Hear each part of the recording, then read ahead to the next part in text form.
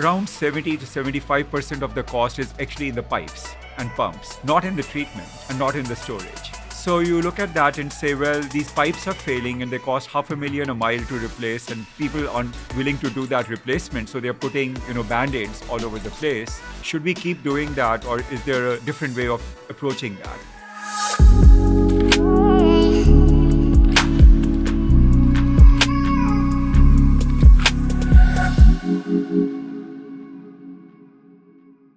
Hi, Upmanu. Welcome to the show. Hi, how are you today? It's interesting because I'm hosting the host. I'm here in your house somehow. What is the Columbia Water Center? The Columbia Water Center got established in 2008, and the idea was to, from an academic perspective, study issues related to global water sustainability, specifically with the idea that we would start solving problems. Because a lot of academia studies what's going on and reports on the problems, but not so much on what we can do to actually change that situation. Hence, rethinking water. So you're looking for solutions, but that has to start with identifying the problems. And what are the most pressing challenges? So water is one of those most interesting things in the sense that the number of problems that people bring to you is unlimited. If you pay attention to the way the UN presents the situation, it's a water sanitation health issue. We have people who don't have access to clean water. We have people who don't have access to the ability to discharge wastewater. So these are the most publicized problems associated with water. If you look at it from a sustainability perspective, people start talking to you about scarcity and places where people are no longer able to grow crops, obviously then don't have access to water as such also. These are things that I think get well publicized. The fact that even in places such as the United States, people have these issues today is similar to what perhaps were experienced in the 1920s and they're unsolved. That comes as a bit of a surprise sometimes. But maybe there are not so many such people. Water issues also mean floods. Water issues also mean that we will have droughts in a place that is normally well stocked with water. In that context, we had a few years ago Cape Town and Rio as day zero, so they got a lot of publicity. But it's not that easy for people to connect to these issues in their own life because they seem remote. Jakarta, with a lot of pumping, is now going to be replaced by a new city because it sank. Oh, that's interesting. It's Jakarta. It's not happening here. Well, it is happening in California. It is happening in Houston. It's happening in various places. We just don't realize that sometimes. So one of the things as an academic institution is, yes, we want to bring the collection of those problems together. Think about what are the ways by which we can solve them. And solution here means something that is technical, something that is financial, and then how is it going to be implemented and stay fixed? Not that somebody flies in, has a flashy thing, and then a couple of years later there's nothing to show.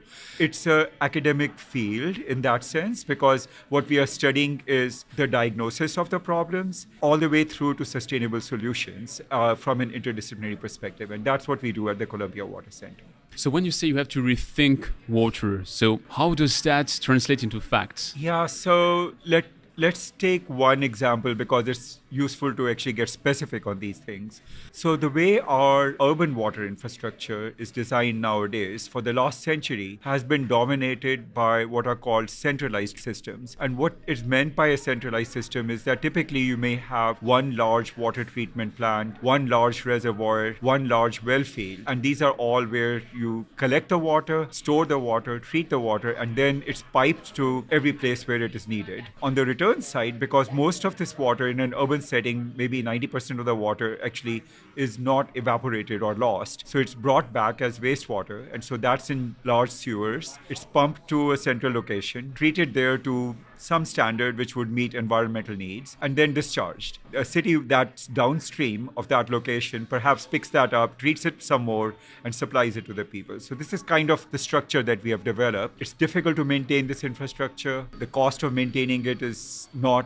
borne fully by the people, and as a result, there's deferred maintenance and it breaks. And then since the cost of replacing all this is huge and there's no subsidy available to do that, this just gets worse and worse and worse. So that's the situation, that's a problem that's evolved over time. There was nothing wrong with the original thinking, perhaps, because they were recognizing that there were economies of scale in building one large treatment system, economies of scale in building a large reservoir because you don't use up as much land as you would for storing the water in many places, and you won't hire as many chemists as you would need to run treatment plants in lots of different locations. So the rethinking today is that we realize that once you look at the existing systems, around 70 to 75% of the cost is actually in the pipes and pumps, not in the treatment and not in the storage. So you look at that and say, well, these pipes are failing and they cost $500,000 a mile to replace, and people aren't willing to do that replacement. So they're putting, Band-Aids all over the place. Should we keep doing that, or is there a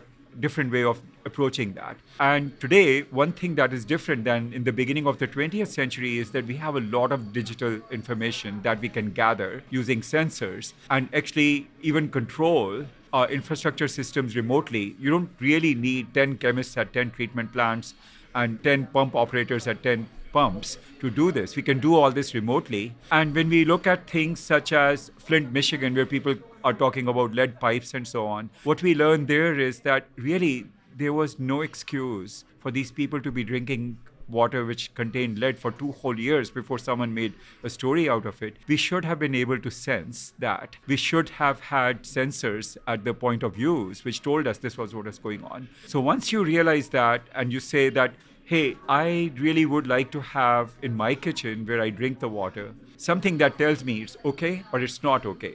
I don't need to know the details of 50 types of analyses. I just need to know yes or no. Yeah. If I could do that, then if I could put in a treatment system just in my kitchen and at the output of that, I could see that this was okay, that's fine. I don't need my shower water. I don't need my toilet water treated to the same standard as my kitchen water. So the rethinking now goes to, okay, if this becomes feasible, then maybe the wastewater that I'm generating, that could be treated and reused also. Maybe not just at my house scale, but maybe in my neighborhood scale. And if that is possible, I'm really shooting for a much higher quality of service and safety for myself, but this is going to cost. Where do I save the money? Oh, I could save the money on not having these giant pipes bringing all of this stuff to me, because if I can deal with more localized systems, the smaller pipe would cost a lot less. And indeed, it turns out that this story is true. So that's one concrete example of how we are rethinking what our infrastructure system today looks like, how it has evolved, and where it needs to go. But that is maybe beyond rethinking, that is disrupting, because basically you're saying the central utility time is over. Yeah. Let's go to distributed and let's go to water fit for purpose, hence the specific filters for drinking water and maybe different types for the washing machine. So Exactly, yeah. So, this was one example. If I talk about floods, we have other examples. So what's happening today is that a lot of environmental groups are pushing the idea that we should do green infrastructure for flooding. We should use nature to control this. Historically, what did we do? We built levees, we built big dams to control flooding. So this is going in the other direction. And in reality, if you think about it, there's merit to both ideas. Because if you have a very extreme event, there's no way that nature-based solutions are going to win. There's a limited amount of effectiveness that you can have. So nuisance flooding events, moderate flooding events, you could probably reduce the impact of those. But then you need something which is bigger. If you build only the bigger thing, then you have a huge expense, you have a dislocation of people. That's not a great idea either. So how do you combine those two? And then the third piece there that comes up is, what about insurance? So what people do is that they think about insurance, but the government subsidizes that insurance. So people live there and that overall increases the risk. The insurance company doesn't really give you credit for having flood risk reduction associated with it.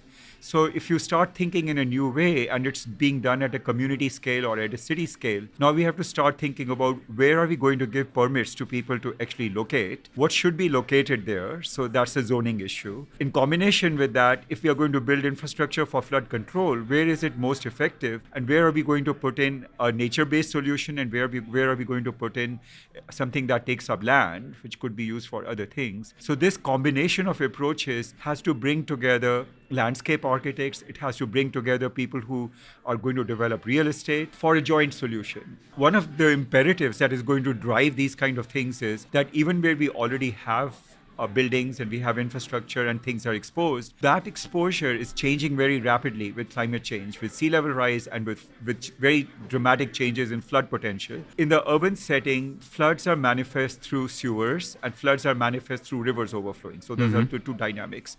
Last October in New York, 8 people died from basements being flooded because the sewers could not contain the water from the storm. Part of this was because the storm was extraordinary, but not unprecedented. Part of it was because the sewers were blocked. So these sewers, even though they may have been over-designed at some point, they have not been maintained. So they're choked, they have trash in there, and they had not cleared it. So as a result, we look at this situation and we say, okay, this was a one-off situation, but if you think about this in the long run, how should we be rethinking this?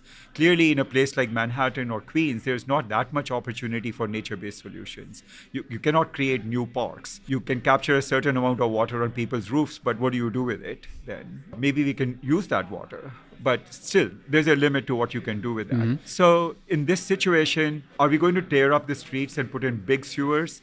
Or are we going to put in a maintenance solution such as robots that regularly clean these? Obviously, that's one of the things we have to be considering. We don't have storage in a place like Manhattan, but we have an extensive sewer network, which is large pipes. If you think about storms, the storms move from south to north, or the storms come in from the east and go to the west. So if we were to start thinking about where is the water coming into the sewers and where is it going, Montreal has already done some experiments where they have gates and pumps. The sewer system itself is being used for storage. So where at the moment we don't really have that much rain coming in, water is pumped from other areas to those sewers and around in other ways. So we have to start thinking about more active rather than passive solutions, is the idea. Part of the diagnosis is to measure how many people might be at risk. And if I recall right, you've been researching the number of Americans exposed to potentially bad infrastructure. If I'm right, you found out that 63 million Americans are exposed to these bad conditions, which makes about 20% of the population. This is an interesting question because depending on what you look at, the number of people exposed obviously will be quite different. Right now, I would say there are about 1/4 of the population is exposed to something to do with drought. During the pandemic, we had major supply chain issues that emerged because of inability to go get people to work and to do things of that sort. During the drought and flood combination with the pandemic, we have seen that much of the agricultural productivity has suffered, but more the mobility of goods has suffered in the process. If I look at it from that perspective, the fact that cherries that come from California normally in the summer cost around $3 a pound in New York. This summer, it's been $7 or $8 a pound. If you get what I'm driving at, it's not 63 million. The entire country's population has been impacted by that particular event because financially, the affordability of the kind of things that they are used to and the quality of life has been impacted. When you're making this scenario, where we might be going more distributed, we might leverage nature-based solution when possible, and when not possible, we might go for more gray engineering approaches with the pumping of the sewers. How much of that gets then executed in the fact, and how do you at the Columbia Water Center help those ideas become true? The amount of new ideas that get executed varies, obviously. This is a very slowly evolving sector. I think that is true. On the other hand, as the needs grow, so does the speed of solutions. And we have reached a point where most of our infrastructure in the United States is now quite old. So something has to be done, and the climate trigger is accelerating that time frame. So I think things will change. What I will say is that we have worked around the world on every continent at this point, including Australia. And clearly, things change at very different rates in different places. Much of the water story is in the public sector, so it really depends on how effective the public sector is in different places. The country that I'll call out is China. The rate at which interesting solutions and innovative solutions are being implemented in China is really impressive. And I think just as the world looked to America in the 20th century for being the standard bearer for what should be done, if we don't really move here, China will be the standard bearer. Things are changing so rapidly in China that I would say even up to 5 or 10 years ago, they were looking at American companies to come in and do whatever it was that they needed services for. But just as is the case with electronics, so we look at Apple products being made in China, and people talk about how the Chinese are very good at copying IP and other things from the US. All that may be true, but at the same time, the indigenous innovations that are coming out of China, especially in deployment of technology, are truly remarkable. If you look at electric vehicles, we have the Tesla story, but in China there are 40 or 50 Tesla-like stories, including vehicles that are very small to vehicles that are very large, and they are on the ground. They are being sold and they are being deployed at prices at $3,000 on up to $100,000. So the scale of innovation and deployment, in that kind of a governance system is quite remarkable. I expect that the world will have no choice but to emulate that. So have 5 years plan and having ambitious targets which say COD might not be higher than 50 milligrams per liter. I do know it's the strictest worldwide, but still, let's do it. The way I've been approaching this when I give talks is, so for example, I learned quite a lot from Professor Jeffrey Sachs when he was the head of the Earth Institute here. One of the things he did was setting the Millennium Development Goals. And his point was that if you don't set quantitative targets, you don't know really what you're trying to achieve. You're just talking. I've taken that, and it's very difficult to say what should be a quantitative target for what in different places. So I've translated that to the following. If you are a consumer, because ultimately that's what this is about. It's not about a government agency doing something for some reason. It's about the ultimate user of the water and the person who wants to be protected from the flood. What are your aspirations? You should say them out clearly. If you say that I should be drinking water which has no contaminants at all, and I want to be able to measure it, you should state that as an aspiration and say, I want that for the same price as I pay for water now, which is not safe. That sets a target, and if enough consumers say that, there will be someone who will step up to do that. And this is happening from the private sector today. And I think that some of it is great, some of it will have to change. One example I'll give you there is 5 years ago, if you went to Amazon and you wanted to buy a reverse osmosis filtration system for your kitchen, you were looking at spending $500 for the unit, and you would buy filters separate. It would reject 2/3 of the water you put into it as waste. Relatively low pressure system, not that great.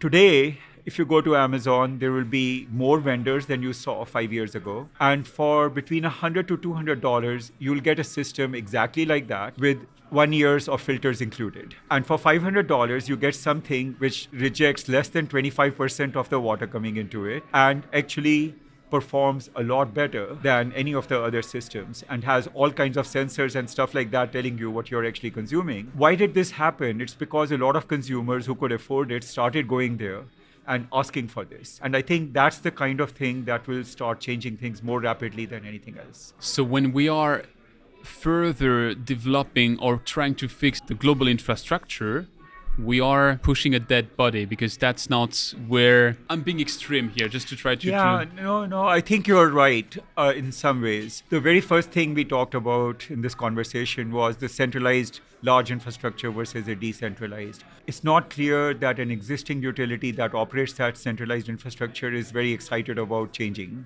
If we keep pushing on people who are doing that, it's not clear that you're going to go anywhere very easily. If you start from the consumer end and the consumer says, what you're giving me is crap, I'm paying $100 for it, I can turn around, install a wastewater treatment system, and then a reverse osmosis system after that, so I could get water which I know of a very high quality, and I can do that at a per unit cost which is less than what you are charging me. I'll pay you for the incoming water because I can't generate that unless I do some rainwater harvesting myself, which maybe someone will start doing. And I'm changing the game. Now, where is the revenue for this dead beast, the large infrastructure guy, going to come from in that situation? They will not like it. They will not like you to enter into that game. However, that game is happening slowly. Whether it is happening through people outsourcing the water supply or it's happening through innovation is the question. It's even happening more than slowly, because if you look at the curves for the investment in bottled water in the US compared to utility water, I mean, next year, bottled water will outperform utility water. So that means already today in the US, you would be spending more on bottled water than utility water. In India, at this point, there is no household which is middle class and above that does not have a reverse osmosis system in their kitchen. That's that's how it has become. Okay. And the reason for that is, when I was growing up as a kid, we had water metering. I lived in a city that was at a very high standard. It was designed by Le Corbusier, and so it was modern India in effect. The quality of water supply was high, Western standards, and the bills were, there. Today, that same city gets 2 hours of water in the morning and 2 hours of water in the evening. There's no way you can maintain the quality of the supply with intermittent supply. So everybody has these. Those people tell me that one reason they are in this situation is when they propose to raise rates, people protest. So if they don't have more money, they cannot improve the system. So their solution is we'll just shut it down most of the time because then I lose water. So you ask, why are people not willing to raise rates? Because the rate you're charging them is ridiculously low. Well, we don't understand. People just don't want to pay for water. So you go and do some informal sampling. The answer you get most often is, well, this is really poor service. Why would I pay for something that is such poor service? So it's a catch-22. Right? Circle. And that's what I'm seeing is that as the service quality here deteriorates, people's willingness to pay will go down because we have seen that in India. And then they start relying on alternate solutions. I think this dead beast that we are talking about will have to deal with this sooner or later. Well, Upmanu, I have so many more questions, but I have to be cautious of your time. You're the host here. Yeah. You probably thanks and wonderful. Thank you for the conversation. Yeah. Thanks a lot. This is it for another episode of the Don't Wastewater podcast. I'd like to hand out a special thanks to Science Water for enabling it. And if you enjoyed it, make sure to give it a review on Apple Podcast, Spotify, or wherever you get your podcast from. I don't know if I deserve 5 stars, but my guest surely does. Do it now, tell it to your friends, and I'll be back very soon with the next interview.